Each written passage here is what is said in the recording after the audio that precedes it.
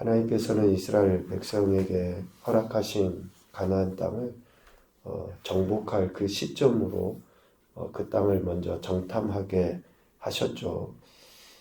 그 땅을 정탐할 때 누가 가야 하는지, 그래서 12지파 중에서 지도자들을 세워가지고 보내셨고, 또 어느 길로 가면서 정탐을 해야 하는지, 또 그곳에서 무엇을 정탐하고 와야 하는지를 구체적으로 말씀해 주셨습니다. 가서 보고 와, 이 정도가 아니라 구체적으로 하나님께서는 말씀하신 것이죠. 그러니까 하나님의 약속하신 일의 그 성취하심은 우연이 될 수가 없어요. 우리 인간에게는 우연처럼 어찌 하다 보니까 됐다 라고 하려는지 모르지만, 그 이면에 하나님은 치밀하게 다 계획하시고 구체적으로 그러한 일들을 이루어 가시는 거거든요. 우리가 그런 이야기를 하죠. 잠언 16장에 나와 있는 것처럼 사람이 마음으로 그 길을 계획해도 이를 이루시고 성취하시는 하나님이시다. 그런 말씀을 우리가 오해하기 쉬워요. 그럼 하나님이 다 알아서 하시니까 우리는 계획할 필요도 없고, 가만히 있으면 하나님이 뜻하신 바면 되는 거고, 가만히 있었는데 안 되면 하나님의 뜻이 아닌가 보다, 이렇게 생각하기 쉽습니다. 그 말씀은 계획하지 말라는 이야기가 아니에요. 계획을 해야죠. 철저하게 하나님이 바라시고 원하시는 것이 무엇이고 그 계획함 속에 선이 무엇인가를 기준을 가지고 해야죠. 하나님이 우리를 로봇으로 짓지 않는 그 이유는 뭡니까?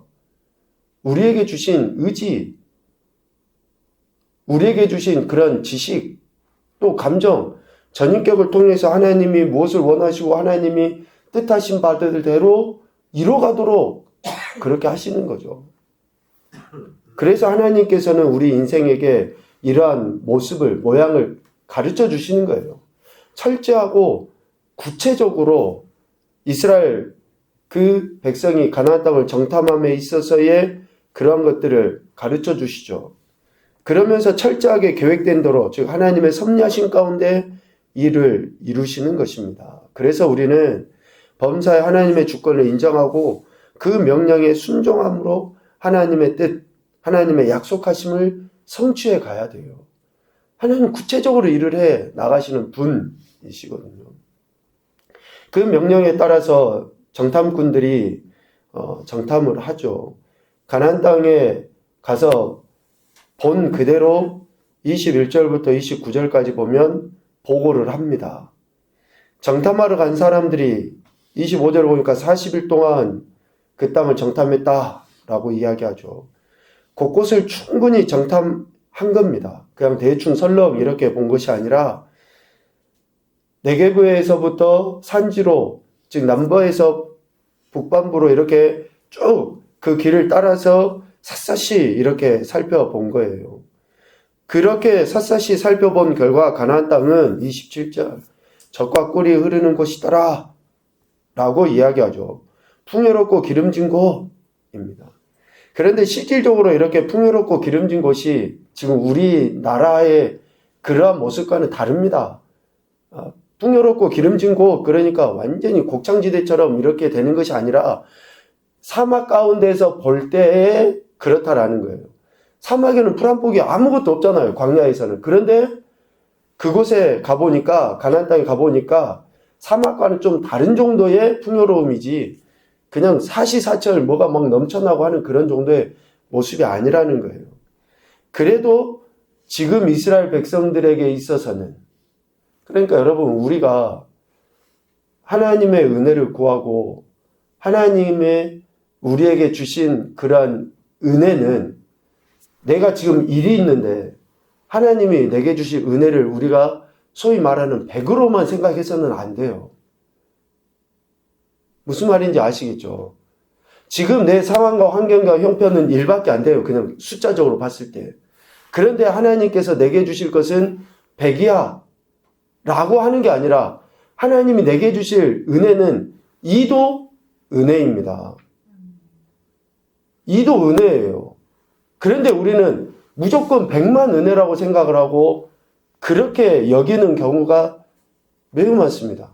그러니까 이만큼만 되면 어때요? 사람들이 불평하고 원망해요. 감사가 없어. 지금 이스라엘 백성들이 본 젖과 꿀이 흐르는 그 땅은 지금 광야에서 보니까 젖과 꿀이 흐르는 땅이지, 저희가 한번 다녀왔잖아요. 그렇게 젖과 꿀이 흐르는 땅이 아니에요. 소위 말하는 막 풍요가 넘쳐나고 모든 것이 살아나는 그 땅이 아니거든요. 그래서 이스라엘 백성들에게 하나님께서 주신 가나안 땅, 즉 그 현상은 지금 이스라엘 백성들에게 보는 젖과 꿀이 흐르는 땅, 풍요로운 땅, 기름진 땅이라고 할 수 있어요. 이것을 상징해 주는 것이 뭡니까? 23절에 두 사람이 막대기에 꿰어서 맬 수 있는 그 포도송이. 광야에서는 도체 볼 수 없는 그러한 열매를 보게 된 것이죠. 그리고 또 하나는 뭡니까? 그곳에 살고 있는 사람들, 매우 강하고 또 그 사람들이 살고 있는 성읍은 견고하고 크죠. 특별히 그 사람들은 아낙자손, 거인족 속이라고 28절에 이야기합니다. 그러니까 가나안 땅을 보고 와서 두 가지로 구분해서 이야기해요.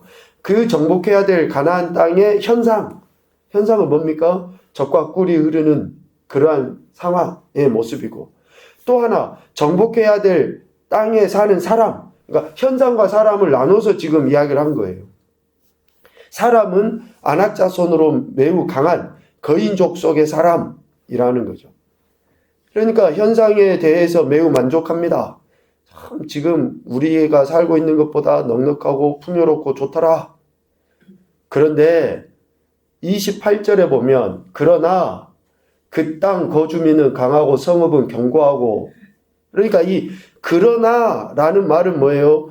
현상은 젖과 꿀이 흐르는 땅인데 그곳에 살고 있는 사람들 때문에, 여기에서 그러나라는 그 단어는 그 반의를 나타내는 접속어죠. 반의.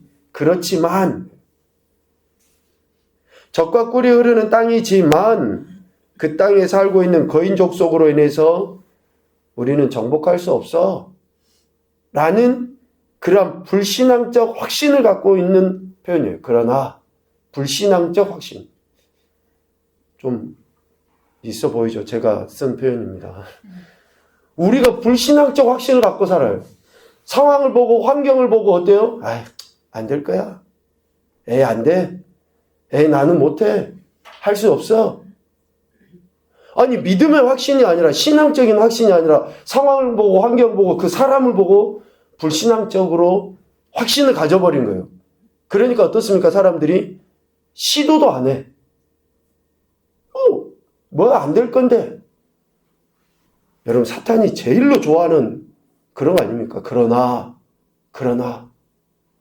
성경을 여러분 읽어보십시오. 그러나라는 단어는 대부분, 아니요, 전부 다 부정적이에요. 그런데 믿음의 사람들은 뭐예요? 그럼에도 불구하고. 그러나와 그럼에도 불구하고가 반의적인 표현인 것 같지만, 여러분 그럼에도 불구하고는 믿음의 확신이지만 그러나라는 것은 불신앙이에요. 불신앙적 확신을 갖고 지금 저들은 지금의 상황을 보는 거죠. 그러니까 33절, 이 불신앙적 확신이 자기들을 어떻게 취급해버립니까? 스스로 보기에도 메뚜기하고, 그들이 보기에도 우리를 메뚜기처럼 여길 것이다. 여러분 이런 짐작, 추측 얼마나 무섭습니까?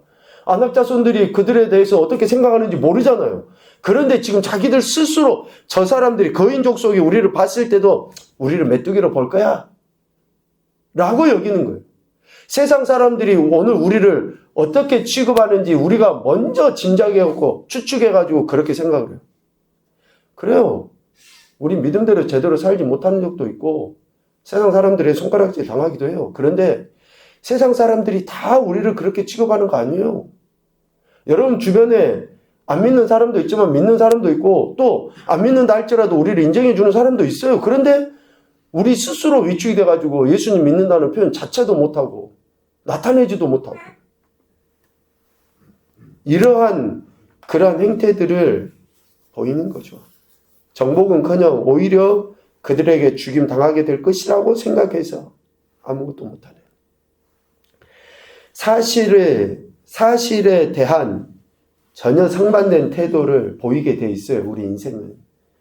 이것을 성경적으로 이야기하면 믿음이 있느냐 없느냐로 구분을 하는데, 사실을 보고 믿음이 있는 사람과 믿음이 없는 사람, 하나님의 약속의 말씀을 믿는 사람과 믿지 않는 사람이 극명하게 나타나 보여지게 됩니다. 정탐꾼들은 가나안 땅이 기름지고 풍요로운 반면에 매우 강력한 그런 성읍 그리고 군사력을 가지고 있는 사실을 있는 그대로 보고를 하잖아요. 그런데 이 있는 그대로 보고한 그 사실, 그러나 라고 했던 28절 그 말씀과 30절 갈렙의 그런 표현은 전혀 다릅니다. 여호수아 갈렙이겠죠. 이 두 사람을 제외한 10명의 정탐꾼은 사실에 근거해서 악평을 합니다. 32절. 그래서 가나안 땅을 반드시 주시겠다고 하신 하나님의 약속의 말씀을 업신여겨요. 자, 저들이 지금 있는 사실을 보고 악평을 한 것은 사람들 앞에서 단순히 불평하고 원망하는 것의 문제가 아니라 가나안 땅을 주시겠다고 약속하신 하나님을 업신여긴 거예요. 그러니까 우리가 불신앙적인 말, 믿음이 없는 말, 이것은 단순히 내가 부족해서 그래가 아니라 하나님을 업신여긴 거예요. 하나님을 업신여긴 거예요. 이거는 우리 십계명에서도 말씀하신 것처럼 하나님의 이름을, 하나님의 말씀을 만홀히 여긴 것은 죄 중에서도 죄예요. 우리가 하나님의 말씀 믿지 못해서 그래, 이거는 그냥 우리 합리화를 시키는 정도의 문제에서 대수롭지 않게 우리가 여기지만, 이렇게 악평하고 하나님께서 하신 말씀 자체를 불신해버리는 것은 하나님을 만홀히 여기는 것이라는 거죠. 그런데 이 사실, 있는 그대로를, 그러니까 중요한 게 뭐냐면 사실을 있는 그대로 보고했느냐 보고하지 않았느냐의 문제가 아니에요. 사실을, 현상을 그대로 보고했느냐 보고하지 않았느냐의 문제가 아니라 그 이면에 하나님께서 약속하신 것을 신뢰하느냐 신뢰하지 못하느냐, 하나님에 대한 존중이 있느냐 없느냐. 누차 이야기하잖아요. 하나님이 지금 가나안 땅에 거인 족속이 살고 있는지 몰라서 그 땅을 주겠다고 이야기했습니까? 이스라엘 민족이 지금 애굽에서 나온 지도 얼마 되지도 않고 실질적으로 군대가 제대로 정비도 되지 않은 그런 것인지 몰라서 하나님께서 그 땅을 주시겠다고 이야기했냐고요. 다 아시죠? 저 사람들은 진짜 싸움꾼이지만 이스라엘은 싸움꾼도 아닌데도 하나님께서 주시겠다고 이야기했잖아요. 그러니까 하나님이 하신 약속을 신뢰하느냐 신뢰하지 않느냐, 믿느냐 믿지 않느냐, 그런 문제죠. 그런데 하나님의 말씀을 믿은 갈렙은 30절에 백성을 조용하게 하고 우리가 곧 올라가서 그 땅을 취하자, 능히 이기리라. 여러분, 이 말씀도 갈렙의 이러한 표현이 얼마나 하나님을 신뢰했는가라는 것을 알 수 있어요. 갈렙이 나사가 한두 개 빠져가지고 무모한 사람입니까? 아니에요. 능히 우리가 그 땅을 취할 수 있다, 이길 수 있다라고 한 것은 하나님이 하신 약속의 말씀을 믿고 한 이야기죠. 아무런 계산도 못하는 멍청이어서 지금 이야기를 하는 게 아니라고요. 앞서 그 사람들이 그러나 라고 하면서 스스로 악평을 했던 그 사람들이 나사가 한두 개 빠져서 악평을 합니까? 아니에요. 그냥 무조건 멍해갖고 이렇게 불평한 게 아니에요. 똑똑한 사람들입니다. 지휘관으로 뽑힌 사람들이에요. 지도자들이에요, 각각. 그러니까 얼마나 다 알 수 있을 만한 그런 지혜도 있고 실력도 있는 사람들이에요. 그런데 하나님의 말씀에 대한 믿음, 이 문제라는 것을 분명하게 가르쳐 주죠. 10명의 정탐꾼의 보고로 인해서 백성들 사이에서는 동요가 일어나죠. 그런데 진정시키고 자신들에게 가나안 땅을 주시겠다고 하신 하나님의 약속을 갈렙은 다시 환기시킵니다. 그래서 믿음으로 나가서 취하자라는 거죠. 진정한 믿음은 하나님의 약속하신 말씀, 곧 하나님께서 상황과 환경에 상관없이 뜻하신 바를 이루시는 분이시다라는 것. 믿음의 사람을 통해 역사하시는 분이시다라는 것을 믿는 것이 믿음입니다. 믿음은 감정이 아니에요. 감각이 아닙니다.